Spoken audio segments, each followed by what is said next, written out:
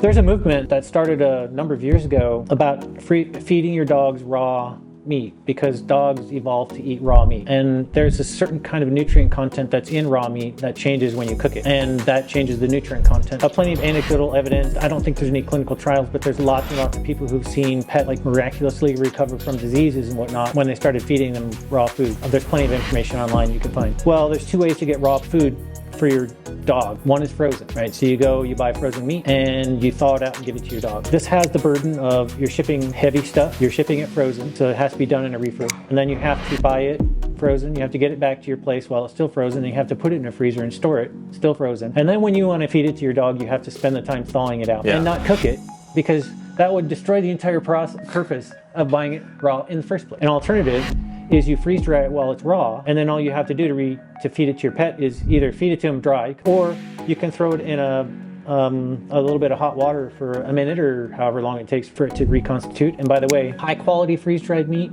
should reconstitute fairly quickly, like in a minute, whereas meat that's been subjected to higher temperatures, maybe during the freeze-drying process and rendered some fats out, might take a lot longer or might not ever fully reconstitute. But now, because it's freeze-dried, you don't have to ship the weight, you don't have to do it in a reefer, you don't have to go to the store and buy it frozen and then get it back to your house and store it in the freezer until it's frozen. You don't have to thaw it out. All you have to do is throw it in some water, toss a chunk to your dog who's gonna like inhale it anyway.